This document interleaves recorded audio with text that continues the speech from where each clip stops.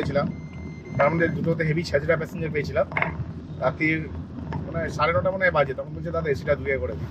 আমি রিল্যাক্সে একদম ধুয়ে করে দিচ্ছি, আমার কি যায় আছে ভাই, আমি তো সারা বছরই ঠান্ডায় থাকি, আমার কোনো ব্যাপার না। ঠিক আছে, যে পয়সা উসুল করতে উঠবে তারই ঠান্ডা লাগবে, পরিষ্কার কথা।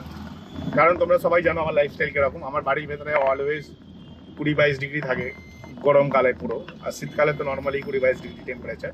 তো আমার ঠান্ডা লাগে না, তো যা প্যাসেঞ্জারের লাগবে লাগবে, আমার ছেড়া হয়ে গেছে। সার্চ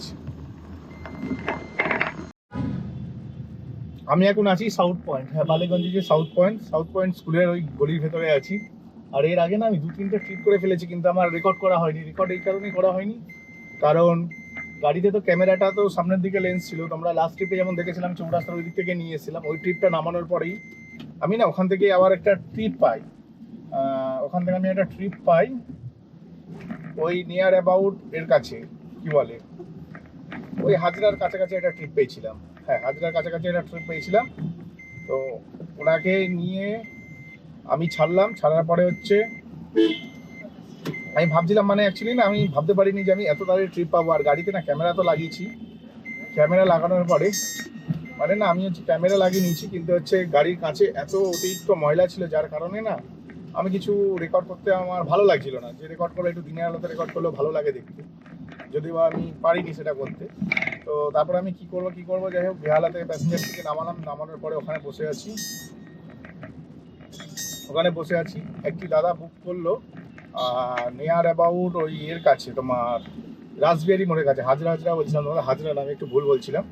অ্যাকচুয়ালি 3-4টে ট্রিপ করে ফেলেছি, তো মনে পড়ছে না কোন ট্রিপটা কোথায় নিয়ে গেছে।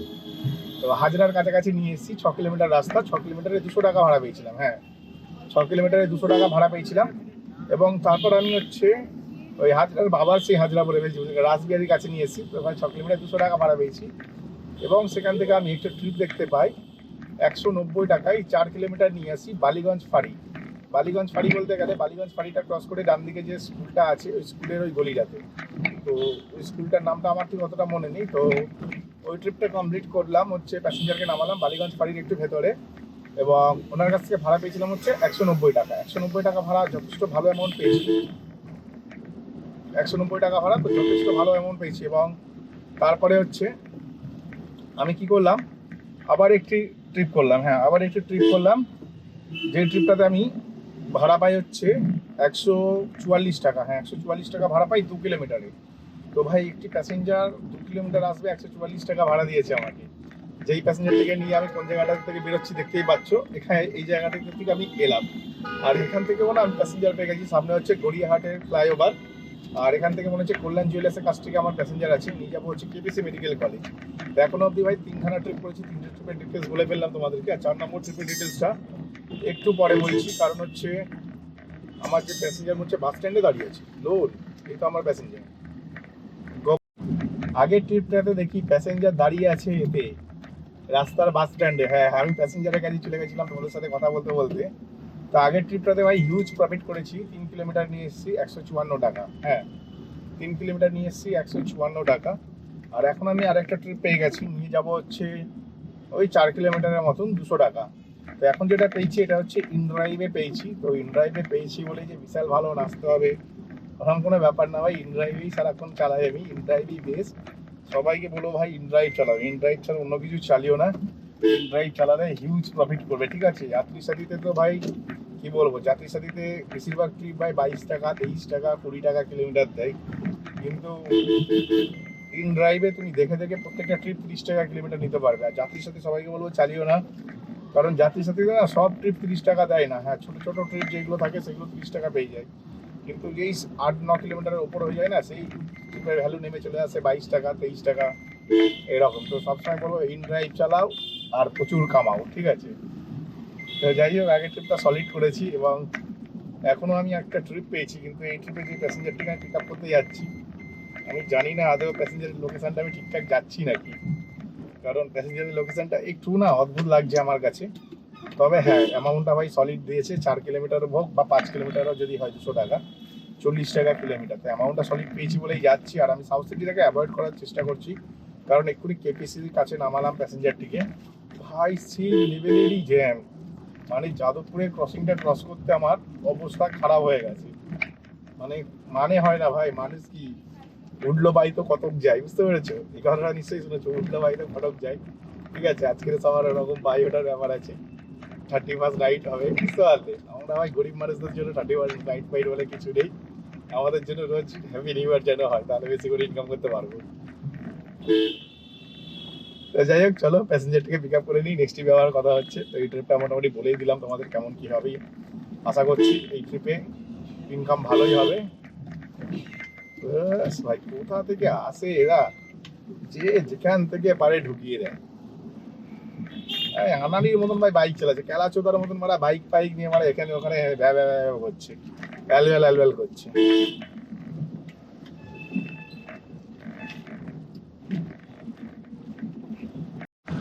আমি এক্ষুনি যে ট্রিপটা নিয়ে এলাম, ঠিক আছে, সেটা একটা ক্রিটিক্যাল মহিলা ছিল, মাতাল মহিলা। হ্যাঁ, মাতাল মহিলা বলতে ভাই সেই লেভেলের গেছো মাতাল, গা থেকে মুখ থেকে ভাই ভরভর করে মদের গন্ধ বেরোচ্ছে। পুরো রাস্তায় আমি দরজা খুলে থুতু ফেলতে ফেলতে গেছি, ঠিক আছে, কারণ আমার ভাই সব সহ্য হয় না, এই স্মেল আমি নিতে পারি না, মদের স্মেলটা নিতে পারি না। তো যাই হোক, পুরো রাস্তা থুতু ফেলতে ফেলতে গেছি, আমাকে না বলে ভাই গাড়ির ভেতর সিগারেট ধরে দিয়েছে। আমার তো গেছে মদটা গরম হয়ে, তবে কি 5 কিলোমিটার ট্রিপ ছিল, 200 টাকা পাচ্ছিলাম, সেটা কমে গিয়ে ওই মোটামুটি ধরে নাও 3.5 কিলোমিটার হয়ে গেল। কারণ হচ্ছে প্যাসেঞ্জার যেতে যাচ্ছিল এক জায়গায়, চলে গেল আরেক জায়গায়, বুঝতে পারলে? এরকম মাতাল, মাতাল ছাড়া এগুলো কেউ করে না কিন্তু, ঠিক আছে, মানে এত নেক্সট লেভেলের মাতাল ছিল যে যাওয়ার ছিল হচ্ছে আমাদের দিকে ক্যামেরাপুকুরের দিকে, চলে এলো হচ্ছে অ্যাবসোলিউট ফিটনেস, যেটা হচ্ছে আমাদের এতে তোমার কি বলে ওই টালিগঞ্জের দিকে যে রাস্তাটা চলে গেছে নিপেন্দ্রনাথ হয়ে, ওই রাস্তাতে আছে অ্যাবসোলিউট ফিটনেস, ঠিক আছে, মানে জিমটা যেটা আছে ওখানটায় নামলো ভাই, সেই লেভেলের মাতাল ছিল, মানে কি বলবো। এক মহিলা ভাই, বুঝতেই পারছেন, মানে কিছু বলারও নেই। ভেবেছিলাম 1 স্টার দেবো, যেহেতু 3.5 কিলোমিটারে 200 টাকা পেয়ে গেছি, তাই 5 স্টার দিয়ে দিয়েছি। কিন্তু ভাই ব্যবহার খারাপ করেনি, মিথ্যে কথা বলবো না, ব্যবহার খারাপ করেনি। এই মদ খেয়েছিল, আমার টাইম নষ্ট করেছে আসতে। প্রথম সেকেন্ড হচ্ছে এক জায়গায় দাঁড় করালো একটা মুদিখানার দোকানে, সেখান থেকে নেবে বলে কি সমস্ত জিনিস নিয়ে এলো ব্যাগে করে। তারপরে আবার কি করলো, আবার হচ্ছে ফের আর কি ওই কি বলে ওখানে মনে হয় পাইনি, আবার ফের অনেক জায়গায় দাঁড় করালো, বলছে ভাই এখানে এত ভিড়, এখানে মাস্ক নেই। তা মদ খেলে কিছু হয় না, কিন্তু যদি এক গাদা মানুষ থেকে সেখানে যদি যেতে হয় তো কিছু হয়ে যেতে পারে, তাই জন্য আর কি গেল না, বুঝতে পেরেছো? তারপরে হচ্ছে যাচ্ছিলাম কুদঘাট ওয়্যারলেসে মাঠের পাশ দিয়ে বেরোচ্ছিলাম, হঠাৎ করে বেরিয়ে বাদিক নিয়েছি কেওড়াপুকুর দিকে যাবো বলে, মানে কুদঘাট বাজার ধরবো বলে, তখন বলছে দাদা ডান দিকে চলো, ডান দিকে চলো, অ্যাবসোলিউট ফিটনেসের কাছে আমাকে নামিয়ে দিও, তোমার কাজ শেষ। আমি বললাম বাহ, আমার আরও ভালো হলো, কারণ এইখানে মতন জায়গায় দাঁড়িয়ে আমি এতক্ষণ ধরে ট্রিপ খুঁজেই যাচ্ছি, কিন্তু ট্রিপ পাচ্ছি না। হ্যাঁ, ট্রিপ পাচ্ছি না, ঠিকই শুনেছো। আর এখন তো একটা কেটোপলের ভাড়া নিয়েছি সোনার, আমি জানি না ওখান থেকে ট্রিপ পাবো কি পাবো না। কারণ হচ্ছে কেটোপলের যে ভাড়াটা নিয়েছি সেটা হচ্ছে 9 কিলোমিটার যাবে 340 টাকা। হ্যাঁ, 9 কিলোমিটার যাবে 340 টাকা। তো যথেষ্ট ভালো ভাড়া পেয়ে গেছি, যাত্রী সাথীতে পেয়েছি, তাই বললাম না চলেই যাই, পরে দেখা যাবে যা হবে। এই হচ্ছে ব্যাপার। তো চলো এখন এই প্যাসেঞ্জারটিকে আগে পিক আপ করে নিই। আর এখানে তো গোষ্ঠীর পিন্ডি, মানে আজকে পার্টি পার্টি পার্টি পার্টি করে ভাই মাথা খারাপ হয়ে যাবে 1 নম্বর। আর 2 হচ্ছে রাস্তা ব্লক করে করতে হয় এদের কাছ থেকে শেখো, ঠিক আছে। এখানে একটা বিয়ে বাড়ি হয় ভাই, খতরনাক বিয়ে বাড়ি, মানে মেন রোডের মধ্যে বরযাত্রীদের নামতে লাগবে, একটুখানি মাঠে গাড়ি লাগিয়ে হেঁটে আসতে পারবে না মানুষ। ভাই আজকাল এত সুখী হয়ে গেছে, তার মধ্যে ভাই আজকের আমার 31st নাইট, ঠিক আছে ভাই, ফাটিয়ে দেবে সবাই। আমি তো অপেক্ষা করছি ফাটিয়ে বিজনেস করবো বলে। আমি এখন মানে কি বলবো, আছি হচ্ছে ঠিক গ্রিনফিল্ড সিটি থেকে 1.5 কিলোমিটার দূরে, মানে পেছন দিকে যদি আমি 1.5 কিলোমিটার যাই তাহলে গ্রিনফিল্ড সিটি, তাহলে এই জায়গাটার নাম হচ্ছে যত সম্ভব শকুন্তলা বাস স্ট্যান্ড। হ্যাঁ, মানে সরসোনার কাছাকাছি আছি বলতে পারো। আর এখন হচ্ছে সরসোনা ঝিলের পাড়েই যাচ্ছি প্যাসেঞ্জারকে পিক আপ করতে। ব্যাপারটা হয়ে গেছে, আমি যখন এখানে এসেছিলাম তখন ভাই এখানে ভাড়া ভর্তি ছিল, প্রচণ্ড জোর খিদে পেয়েছে। এবার কি খাবো, তোমরা সবাই জানো আমি এগরোল পেগরোল খাওয়া খুব একটা পছন্দ করি না। এক কথা হচ্ছে আমি হাই ক্যালোরি খাবার খাই না, ঠিক আছে, লো ক্যালোরি খাবার খাই, লো ক্যালোরি আর হাই প্রোটিন খাই। তো সেই জন্য হচ্ছে আমাকে ঠিকঠাক খাবার খুঁজতে হবে। তো একটা দোকান পেলাম, সেখানে রুটি খেলাম 7টা, ঠিক আছে।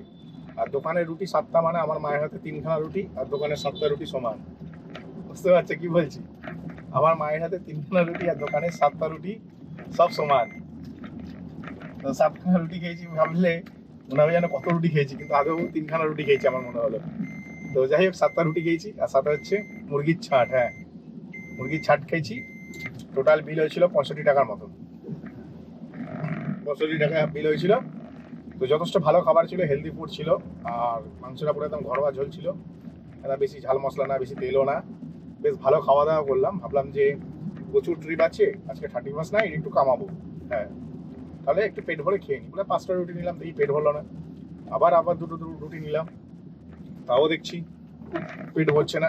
আমি বলি না, আর খাওয়া যাবে না, এর থেকে বেশি খেলে আবার হাই ক্যালোরি খাবার খাওয়া হয়ে যাবে, মানে এগরোলের সমান হয়ে যাবে আর কি। তো ভালো খাবার খেলাম, খাবার পরে অলমোস্ট আমি এখানে বসে আছি 7:30 থেকে 8:30 9টা, 1.5 ঘন্টার মতো। হ্যাঁ, 1.5 ঘন্টা হতে যাচ্ছে বসে আছি। 8টা 9টা, 1.5 ঘন্টা না, সরি 1 ঘন্টা। আর 8টা বাজে 10 মিনিট বাকি ছিল, এসেছিলাম। এখন বাজে হচ্ছে 9টা বাজতে 10 মিনিট বাকি। তো মোটামুটি 1 ঘন্টা বসলাম। 1 ঘন্টা বসার পরে একটা ট্রিপ পেলাম, চৌরাস্তার কাছাকাছি যাব, 3.5 কিলোমিটার রাস্তা, 150 টাকা। আর এটা ইন ড্রাইভে পেয়েছি। আর যাত্রীর সাথে তো কন্টিনিউ ভাড়া ঢুকেই যাচ্ছে, কিন্তু অ্যামাউন্ট একদম ভালো না। আর ওই পারে যা শহরের জ্যাম, তার থেকে ভালো হয় এখানে বসে থাকা। তাই জন্য এখানে বসেছিলাম। তো চলো এখন প্যাসেঞ্জারটিকে পিক আপ করে নিই, নেক্সট ট্রিপে কথা হবে। আমি ছিলাম বেহালা চৌরাস্তাতে। হ্যাঁ, চৌরাস্তাতে ছিলাম। চৌরাস্তাতে ড্রপ করার পর চৌরাস্তার মোড়ে যখন আমি এলাম গাড়ি নিয়ে, তখন এক সিভিক ভলেন্টিয়ার ভাই একটা বাইক এলাকে ধরতে গিয়ে পুরো অ্যাক্সিডেন্ট করে দিচ্ছিল। হ্যাঁ, সিভিক ভলেন্টিয়ারটা পড়তো আমার গাড়ির তলায়, আমার গাড়ির সাথে লাগতো বাইক এলা, এবং বাইক আমার পেছনে যে গাড়িটা ছিল সে ঠুকতো আমাকে। পুরো এরকম সিচুয়েশন তৈরি হয়ে গেছিলো। আমি কোনো রকমে মানে প্রচণ্ড আমি ব্রেক মেরে দিয়েছি। আমি বুঝতে পেরেছি কিছু একটা গন্ডগোল হতে চলেছে। প্রথমে আমি বললাম আমাকে ধরছে, যার কারণে এই ব্রেকটা মেরেছিলাম। তো এইভাবে মানে ওখান থেকে বেরোলাম, এবং একটি ছেলের নই উঠান থেকে উঠান নিচে, তাকে ধরার চক্করে এত কিছু ঘটনা ঘটে ফেলছিল এক সিভিক ভলেন্টিয়ার। তো আমি এখন ছোট্ট ভিডিও বানিয়েছি, সেটা শর্টসের মাধ্যমে দেবো। এখন হচ্ছে আমি একটা ট্রিপ পেয়ে গেছি। হ্যাঁ, এখন আমি একটা ট্রিপ পেয়ে গেছি, আর প্যাসেঞ্জার এই কাছাকাছি আছে, ক্যাফে কফিটের অপোজিটে বললাম। আমি এখন আছি জেনেক্স ভ্যালির ভেতরে, আর চারিদিকে গান টান চলছে, যার কারণে না ঠিকঠাকভাবে রেকর্ডিং করতে পারছি না। কারণ আজকে হচ্ছে 31 নাইট। হ্যাঁ, 31 নাইট, সেই লেভেলেরই ভাই গান টান চলছে, মানে চারিদিকে গান চলছে, চারিদিকে, মানে বলে বোঝাতে পারবো না তোমাদেরকে। তো যাই হোক, আমি হচ্ছে লাস্ট একটা প্যাসেঞ্জার পেয়ে গেছি ভাই। পুলিশের সাথে ভাই ঝামেলা লেগে গেছে এক্ষুনি। একজন ব্যক্তি নো ইউটার্ন থেকে ইউটার্ন নিয়েছে, তাকে ধরার চক্করে একটা সিভিক ভলেন্টিয়ার এই রাতে বেলায় গাড়ির সামনে ঝাঁপিয়ে পড়ে, আমার গাড়ির সামনে। তো সিভিক ভলেন্টিয়ার না হুট করে গাড়ির সামনে লাফিয়ে চলে এসছে, এমনভাবে এসছে যে আমার গাড়ির সাথে ওনার ধাক্কায় লেগে যাবে। হ্যাঁ, মানে ওনাকে আমি চাপা দিয়ে দিতাম এক কথায়। আর শুধু তাই নয়, ঘাপ করে ব্রেক মেরেছি, আমার পেছনে একটা গাড়ি বাইক মানে আর কি ইউটার্ন নিয়ে নিচ্ছে, ওই ইউটার্ন থেকে তাকে ধরার চক্করে ওরম করলো। সেই বাইকটা এসে আমাকেই ধাক্কা মারছিল, আর আমার পেছনে আর একটা গাড়ি ছিল, সেও এসে আমাকে ধাক্কা মারছিল, আর আমি সিভিক ভলেন্টিয়ারটাকে ধাক্কা মারছিলাম। এরকম সিচুয়েশন তৈরি হয়ে গেছিলো একটা অশিক্ষিত মূর্খ সিভিক ভলেন্টিয়ারের জন্য। কারণ ভাই এরা না এতটাই অশিক্ষিত যে এরা বোঝে না, এদের কোনো ইন্স্যুরেন্স নেই, এদের কোনো সরকারি ক্লেম নেই, এরা কিছু এইগুলো বোঝে না।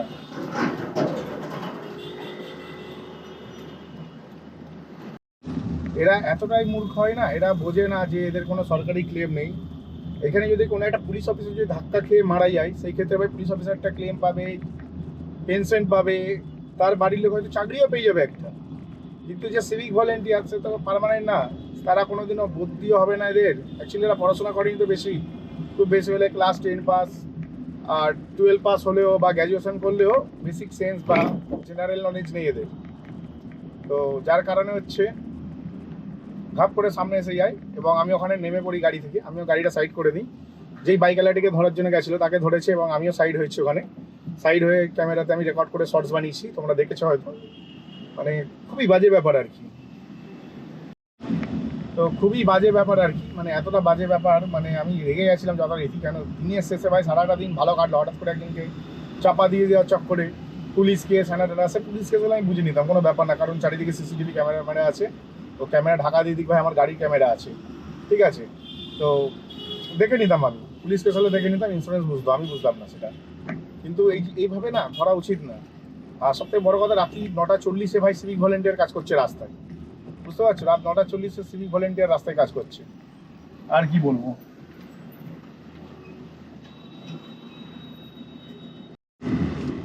তো যাই হোক, তারপর ঝড়াঝাটি ওখানে করলাম, করার পরে যে দেখেছি আমি মোবাইল ক্যামেরাটা নিয়েছি, মোবাইলের যে ক্যামেরা অন করেছি, তখন হচ্ছে বৃষ্টি ওই বাইকটাকে বলে তোমার ভুল হয়েছে, ঠিক আছে তোমায় ছেড়ে দিচ্ছি, এটা হচ্ছে ওয়ার্নিং দিয়ে ওনাকে ছেড়ে দিল। কিন্তু আমার কথা হচ্ছে না, উনি অ্যাক্সিডেন্ট হতো, ওই সিভিক ভলেন্টিয়ারটা হতে পারে হাত পা ভেঙে যেতে পারতো, বা হয়তো একটু চোটও লাগতে পারতো, হালকা ছিলে যেত। তো এই যে ক্ষতিপূরণ কি কলকাতা পুলিশ দিত না, কলকাতা পুলিশ কোনো মতেই দিত না। আর এই রাত দুপুরে ভাই স্ক্যাম করার জন্য তো পুলিশটা ধরছে না বাইককে ধরার দরকার নেই, আজকে ডেটে টেকনোলজি অনেক ফাস্ট, অনলাইন কেস দিয়ে দাও, কেস ক্লোজ, ঠিক আছে। এবার যে অনার্সে গাড়ি পে করবে তখন করবে, তখন সরকার টাকা পাবে, যখন তার পে করার কথা মনে হবে। তো এটা নিয়ে তো নেই, বা নোটিশও বাড়ানো যায়, 3 দিনের নোটিশ বা 5 দিনের নোটিশ। তো যাই হোক, তারপরে আমি ওখান থেকে একটা ট্রিপ পেলাম Xenix valley, Xenix valley trip পেলাম ওই ক্যাফে কম্পিউটার সামনে থেকে, নিয়ার অ্যাবাউট ওই জায়গাটা কি বলে, এমপি বিড়লা ফাউন্ডেশন স্কুল বলতে পারো। তো যাই হোক, আমি জেনিক্স ভ্যালিতে নিয়ে এলাম 165 টাকায় 5 কিলোমিটার। আর জেনিক্স ভ্যালিতে ভাই যাকে নিয়ে এসে সে ভাই আরেক লেভেলের চামার, ঠিক আছে। যত বড় ফ্ল্যাটে থাকে তত বড় চামার, আমি এইটা খেয়াল করে দেখেছি, যে যত কস্টলি ফ্ল্যাটে থাকে ভাই সে তত বড় চামার।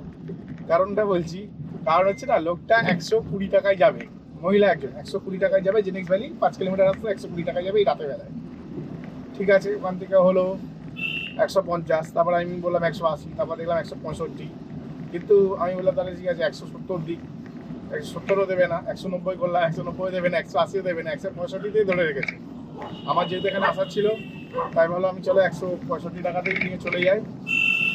তো ঠিক আছে, 165 টাকায় খুব একটা যে খারাপ পেয়েছি তা না, 165 টাকা অ্যামাউন্ট পেয়েছি, ভালোই পেয়েছি, খুব একটা খারাপ পাইনি।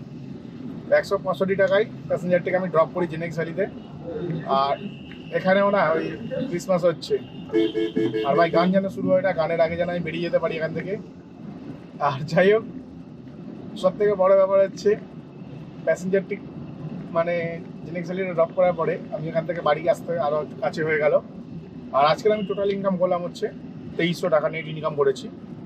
আর যদি তোমরা বলো গ্রোস কত ইনকাম করেছি, না ভাই 2300 টাকা ইনকাম করিনি আজকে, 1800 টাকা ইনকাম করেছি। হ্যাঁ, আজকে আমি 1800 টাকা ইনকাম করেছি, কারণ হচ্ছে আমার নিজস্ব 500 টাকা ছিল। দাদা মায়ের কাছ থেকে যদি আমি 1000 টাকা নিই, 3400 টাকা লোন, ঠিক আছে, ওখানে দিলাম, তাহলে 500 টাকা ওখান থেকে বাদ দিলে, আর 3400 টাকা লোন থেকে যদি আমি 500 টাকা বাদ দিই, মানে 1500 টাকা যদি বাদ দিই, তাহলে থাকে হচ্ছে 1900 টাকা। আচ্ছা, 1900 টাকা তখনই নেট ইনকাম করে ফেলেছিলাম, কারণ হচ্ছে তেলের টাকাটা আমি আলাদা ধরেছি। আচ্ছা, তার মানে আজকে আমি টোটাল ইনকাম করেছি হচ্ছে 1900 আর 3, 20, 21, 2200 টাকা নেট ইনকাম করেছি তেল বাদ দিয়ে।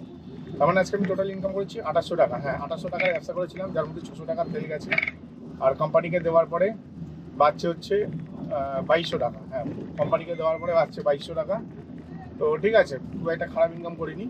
আর ইনড্রাইভের যে টাকাটা হয় সেটা হচ্ছে আমি ওটার সঙ্গে সঙ্গে করে দিচ্ছি, ওটার আমি ক্যালকুলেশনে ধরিনি, কারণ হচ্ছে ওর টাকা আমি সঙ্গে সঙ্গে পেমেন্ট করে দিই, আমি ধার বাকি রাখি না।